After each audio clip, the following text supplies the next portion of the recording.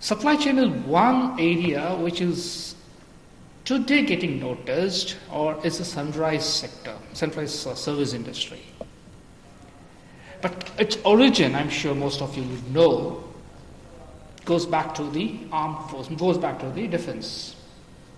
Because supply chain is very critical, and it's a sine qua non, it's absolutely indispensable for a successful military operation combat. Lately, I would say the last 20 years, principles of supply chain have been implemented or being practiced in the industry. And we have some countries which have taken it much ahead by leaps and bounds. And in a country like India, where most organizations can't even figure out the cost of logistics, they would talk about partnering with their supply chain service providers. Let me begin by racking your brain on a very interesting supply chain metrics. You must have heard of Edward de Bono.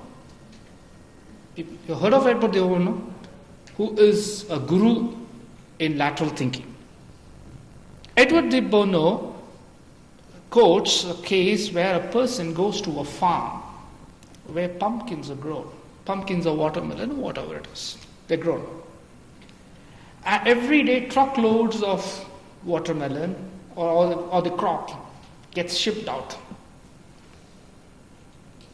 Now apparently somebody who sees that, for a layman, there's no inefficiency in the whole thing. Farm to the market, no storage, so you cut out the storage cost, no warehousing, it's just transportation because you got to reach it to the market. So pick it up from the farm, reach it to the market. But if you probe deeper, there are certain inefficiencies in the supply chain which can be improved. What could be the supply chain inefficiency in this? You go to a farm, pumpkins or watermelon is grown, it's picked up, stored into the truck, goes to the market, it's sold in the market, it goes home, consumed. But there is an inefficiency. And that inefficiency is solved when one thinks laterally and brings in a totally lateral solution.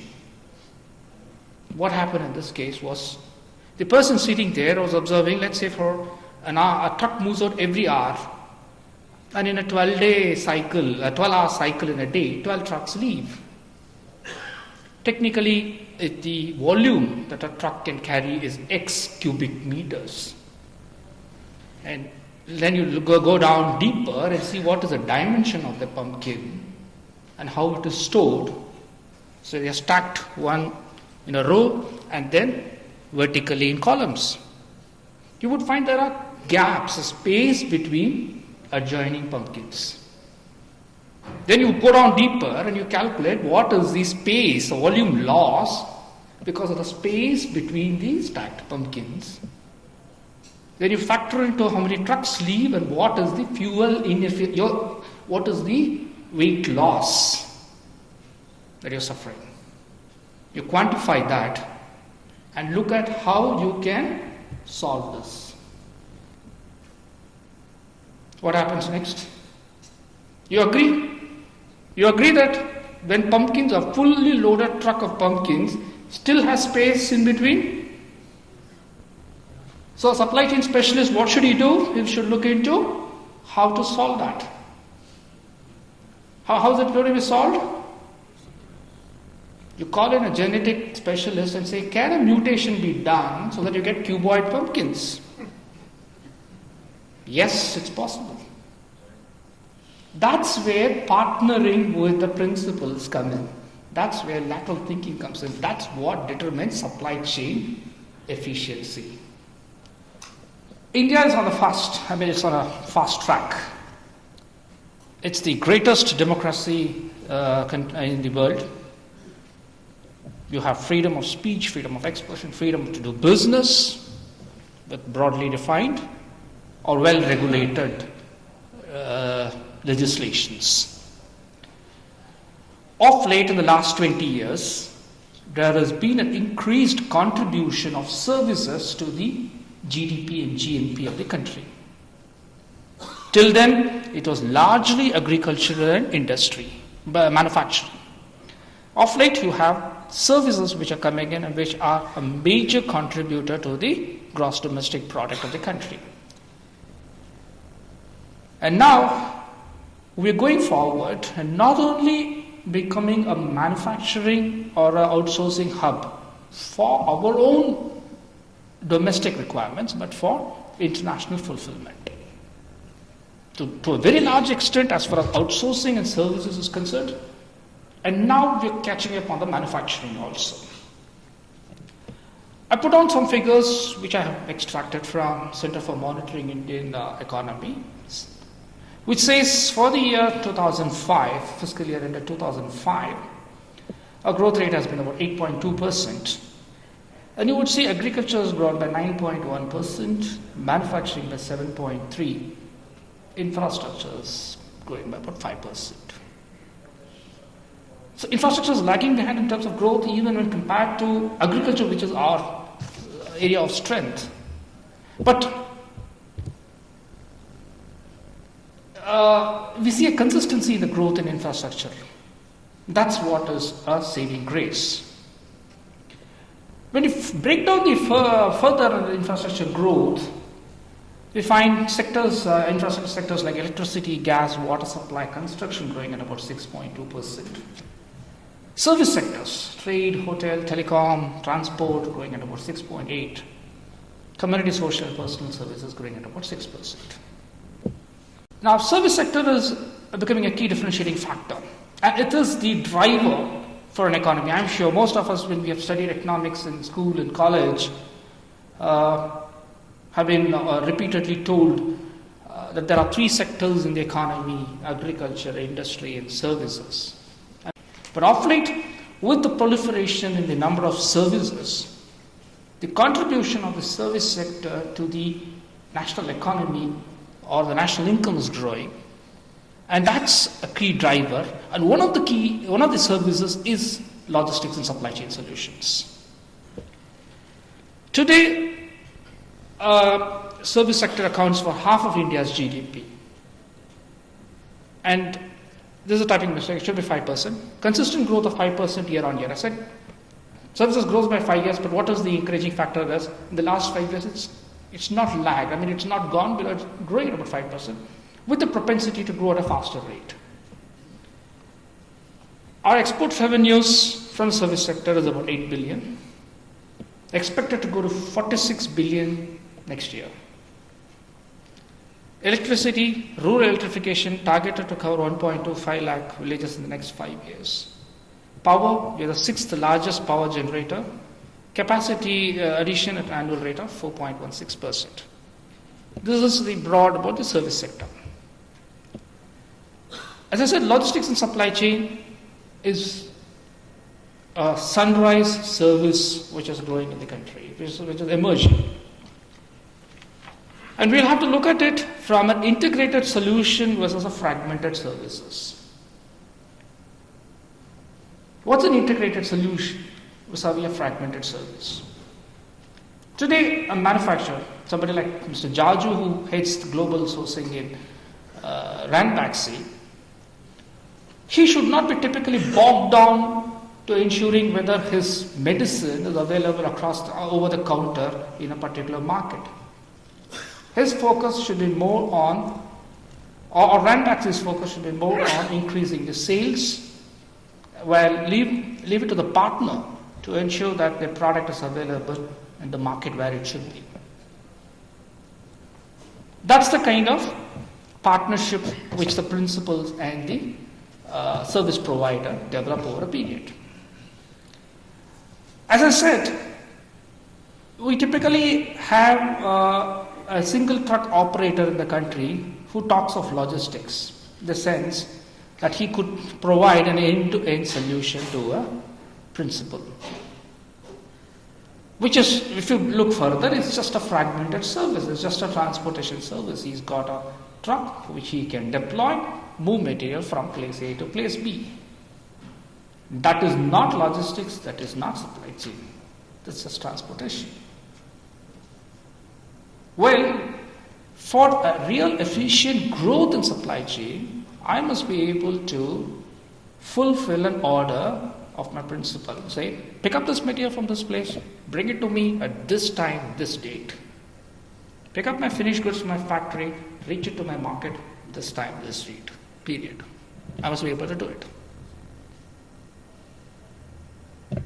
And I'll have to put in processes, put in resources to meet that commitment. Lean agile process and systems.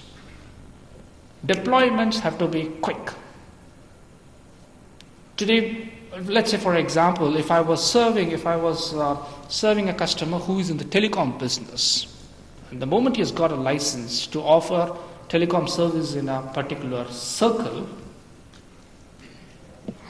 day 0 to the day the first call is made, that's an efficiency factor that you measure, should go down progressively. I can't be, if I'm the logistics service, supply chain service provider, my responsibility is to move the equipments to the site, put up the site, get the tower up, so that the first call can be made by a customer. My processes have to be agile, have to be lean, so that I am able to do it faster than my competition. Reversible versus irreversible decisions. These are all again some of the factors which are going to determine a good supply chain solution. Any manufacturing has got certain reversible decisions and certain irreversible decisions that you take. So the manufacturing companies which look closer should decide where to have the the processes involving the reversible decisions and where to shift processes involving irreversible decisions. Simple as a car or a motorcycle.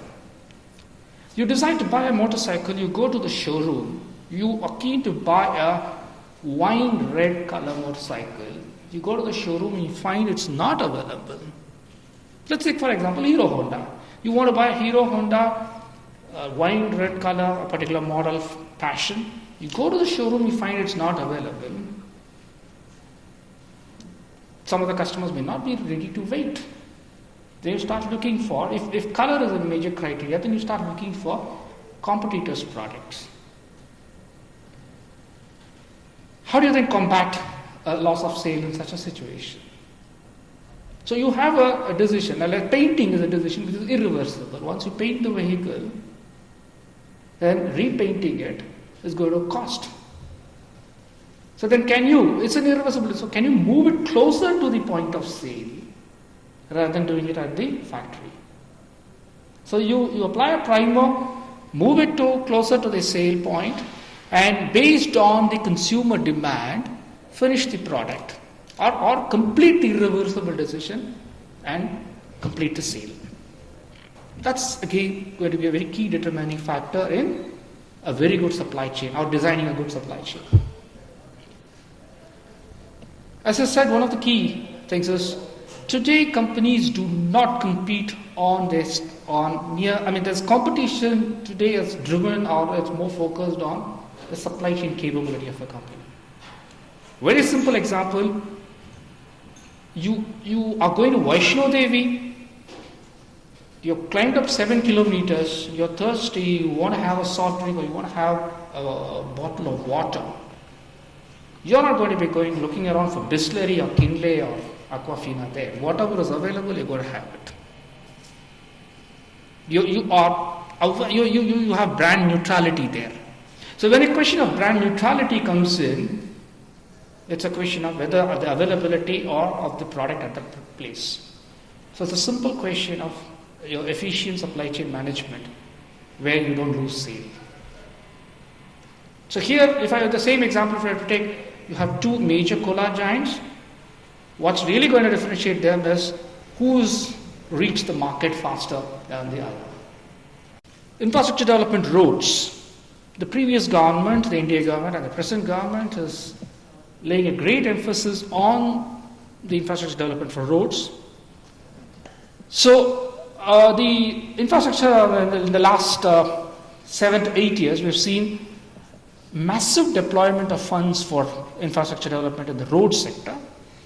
And we are becoming a fast, one of the vehicles of growth, engines of growth has been the development of the roads. Major things are, of course, the golden quadrilateral linking the north, south and east, west corridors, port connectivities. Now these have really accelerated growth in the country. So they have attracted investments in manufacturing, that has attracted investments in supply chain. Railways. When you look at infrastructure growth in railways, the real awakening has happened, I would say, in the last 6 months, with the initiatives being taken by the Ministry of Railways becoming case studies at some of the management institutes. Otherwise, railways have been a laggard in terms of realizing the full potential of what they can do for supply chain. They are just merely relegated as carriers of food grains and bulk commodities, largely for the governmental institutions. Rather than there was no manufacturing organization was ready to touch them with a barge pole because of the hassles, because of unions involved, because of inefficiencies in the whole system. Otherwise, a country like India, which spans about 3,000 kilometers north to south, east to west, it's ridiculous that 70% of the freight movement happens through trucks. It's a national criminal wastage. While a very efficient model, you should have the prime movement happening through rail and the feeder movements happening through road. But we had a totally a different situation where 70% of the primary and almost 100% of the feeder movement was through road. You had absolutely no efficiency in the system. It's today that the Railway Board has realized, I have tracks, we have 60,000 kilometers of route length kilometers in the country. Why should the railways alone, or the 16 zonal railways alone, be running freight trains? Why not privatize it, allow private parties to run freight trains? Why not allow private parties to set up container stations, set up yards? So you pay by use method is coming in now.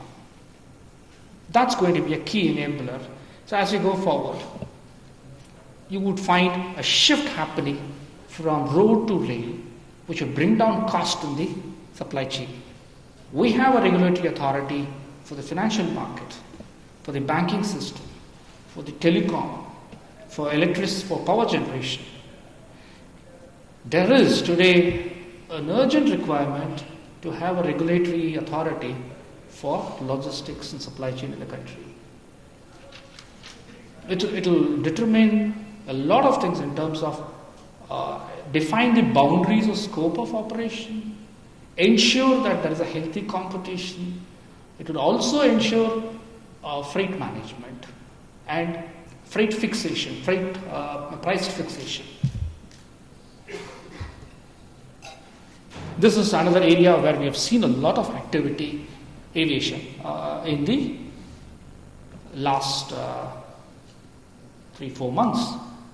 It's again a shame. I worked for one of the largest Indian logistics or supply chain company. And my pride, whenever I used to go meet a customer, say we have 700 trucks of our own. Fine, I can do that. I can do that as long as I meet an Indian company and tell them I have 700 trucks of my own. At any point of time, there are 700 trucks of mine on the roads. And I carry 1% of the country's GDP. Great. But where does it stand when I compare myself with a multinational which has 700 Boeing 747 freighters of its own? The Indian supply chain is absolutely a dwarf. A country with a population of 1 billion, the national carrier, Indian Airlines, or the private carriers today which are operating, none of them have a freighter or aircraft in operation. It's a sad thing that we use a passenger aircraft just because it has got excess capacity to carry cargo.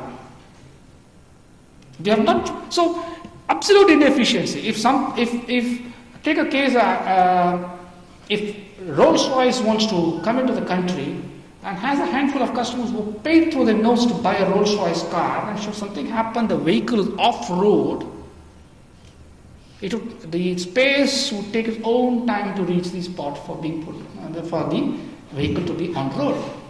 Why? Because you are at the mercy of a passenger aircraft which has to carry the spares. You'll have to reach it to them. You'll have to interact with multiple players. You have somebody to pick it up from your factory, take it to the airport, consign it at the airport. You have somebody at the receiving airport to pick it up, take it to the spot. You have to have a runner who runs to the spot because the vehicle might be off-road anywhere, at any part of the highway. Of course, now, some of the things which put down here are slowly taking place. Like, for example, privatization. After a stiff opposition, today you have Delhi International Airport Limited, which has been formed. You have Bombay International Airport Limited, which is established. Which is, Bangalore, of course, has been in the limbo. It's been enormous cost and time overrun on that. It's coming up. But where are we when we see our own cousins in the southeast or China, where there has been massive development in infrastructure, at least in the aviation? Very simple. I mean, one need not go over to Heathrow or Orly to see the kind of airports that they have built. One can just go over to KLIA or Shanghai or Singapore to see the ocean of difference between what we see at Delhi and Bombay airports or Kuala Lumpur or Singapore, Changi or Shanghai. You have separate terminals for cargo, separate terminals for passengers, and absolute efficient systems. And we have lacked in developing multimodal capabilities. If a vehicle has to move, if a cargo has to move from point A to point B, we think it has to only move by a road, picks up and goes.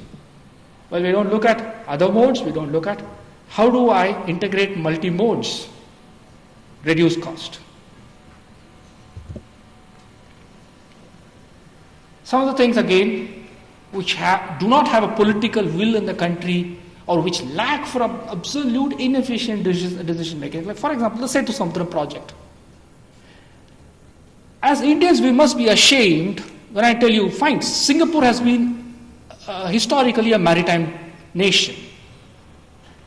It's Singapore, Rotterdam, London, they're all major ports. And they've been handling they've been attracting major vessels. But right in front of us, we see in the last 10 years, a port like Dubai, which has become a major hub. Well, we have today we have 11 major ports in the country, and none of them figure in the radar of any international shipping line. And our own ships, if they have to move from the west coast to the east coast, have to circumnavigate Sri Lanka and go, because we don't have enough draught in between India and Sri Lanka, the Park Strait, to ferry their vessels. We've been, a project like Setu Samudra, I don't know if you know, has been in the limbo for the last 100 years in terms of implementation. It's the third major thing that's going to happen after the Suez and the Panama Canal. The Sagarmala project, which again was initiated by the previous government and which today or tomorrow is likely to be implemented in the country, which is again going to give a major boost to the maritime capability of India once it comes through. Otherwise, what happens, I don't know if people know, typically if you were importing a less than container load from Europe or US into India, typically what route does it take? The vessel goes all the way to Singapore, gets offloaded into a smaller vessel and comes to India.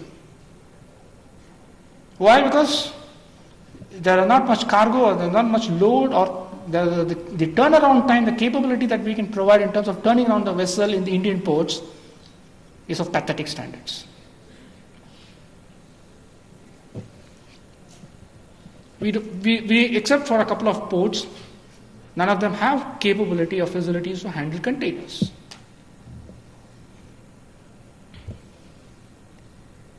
The others, as I said, all these put together. Warehousing, major area which I would like to take. I have sat through many discussions with companies where I go to sell. They talk big business. They talk, yes, we're going to partner you in supply chain. But had they measured what is the cost of supply chain, what is the cost of logistics, they don't have a clue. Vague figures. And two, now when you talk of what kind of a warehousing, they would like to compromise on a lot of issues.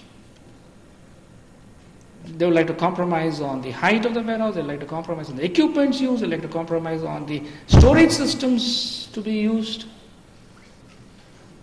But they don't realize that these are certain investments which are going to pay off in the long run.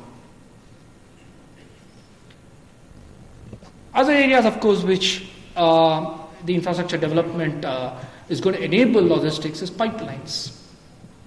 If you just look at the way fuels or petroleum products are being distributed in the country, is there a requirement for a tanker to go from petrol station to fill the tank in the petrol station? You do that for remote locations. In a city like Delhi, where probably you have about 300 petrol pumps, they got to be networked through pipelines. When you're networked through pipelines, you don't have a situation of stock out. You reduce costs. Linking of rivers. I still remember about 8 years back, National Waterway 1 was declared from Varanasi to Hubli. I don't know what moves there today. They've never used the waterways at all, which is again a very cost-effective method of transportation. A country like India, where you take a state like Orissa, where you will have the northern part of Orissa reeling under floods and the southern part under drought, the same situation, same time. Why? Because you've not linked the rivers. You've been talking about it, you've not linked the rivers, you're not able to put in an efficient waterway system.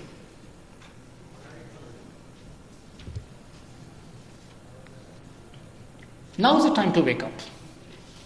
Of course, we lost time, but nothing is lost. There's always a bright sunshine ahead, and as I said, supply chain is a sunshine industry. With the kind of investments which are coming in, till now what the investments, I would categorize investments into two parts. Investments which are coming in terms of FII and FDI. FII investments is like hot money, it can just go back. Foreign institutional investors coming here, identifying growth drivers or growth companies which have growth potential, investing in them. And then you have a cap limit, let's say it's telecom, you have a cap of 49%, it's insurance, you have a cap of 26%. You pick up. The moment they find the Indian story is not interesting, they can go back. That brings in volatility into the whole system. As a country, we have not been able to attract that kind of FDI, which goes into greenfield projects, which goes into hardcore manufacturing.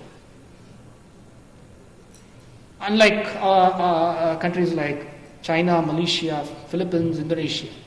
Only now, the manufacturing, the global manufacturers have started looking at India as a major manufacturing hub because of its strategic location, abundant manpower, abundant qualified manpower, that now we find them setting shop in the country. Once they set shop in the country, that spirals the need for cargo movement.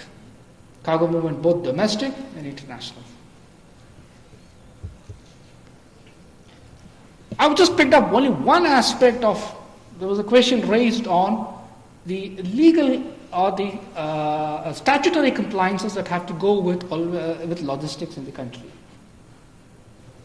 It's again ironical that for me it's easier to import or move material from Thailand or Malaysia into the country rather than move a truckload from Tamil Nadu to Andhra Pradesh or Delhi to Haryana.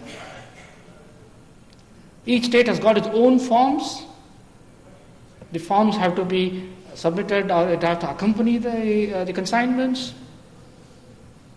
I think it's only because of the federal structure in the country, and on a national level, nobody has really looked into how to optimize the whole thing, how to bring in efficiency. VAT is a step in that direction. The next step is going to be a GST. So VAT you have the slow phasing out of the central sales tax, and then you have the GST coming in. You would see some efficiency in the whole system. The need for forms will get dispensed. The need to have regional warehouses or the need to have statewide warehouses will be eliminated. Then you would find totally a different distribution system emerging. This is what I said. As more and more numbers of MNCs are landing in the country, there's a great potential for third-party logistics. I've put an example, as I said, JIT at the gate versus JIT in the entire system. Ever since I think Maruti set shop in the country, the Japanese influence on management in India has gained a lot of currency, and one of the things which says is Kanban, just in time. But I don't know how many of you have gone deeper. I mean, how many of you who are supply chain heads have gone deeper in analyzing whether it is a just in time at your gate or whether it's a just in time in the entire supply chain. It's 100% just in time at your gate. I am a manufacturer, I need A, B, C items. My supplier maintains a warehouse closer to me so that he doesn't lose the order to supply items A, B and C on time as I require. Question is, does he get it from his vendors also the same way? No. It's not percolated down. So, the entire gamut of supply chain, as I said, each sector growing, comprises of these. And that's where any supply chain company would be able to provide an integrated solution, not a standalone service. That's the capability which an Indian organization aims for, which would cover transportation management, express cargo. I don't know if you know the difference. Transportation management, yes, you have sufficient loads which require a dedicated vehicle to be put of any configuration. It could be a multi-axle vehicle carrying 16 tons, it could be a 9-tonner, it could be a trailer where you load a 20 feet or a 40 feet container move, or it could be express cargo. It could just be a 2 kg material which needs to be moved. Or take a case like a pharma where it's a vaccine which needs to be moved and moved in a controlled temperature environment. Freighter operations, warehouse management, cold chain distribution. Retailers are driving cold chain to a very large extent.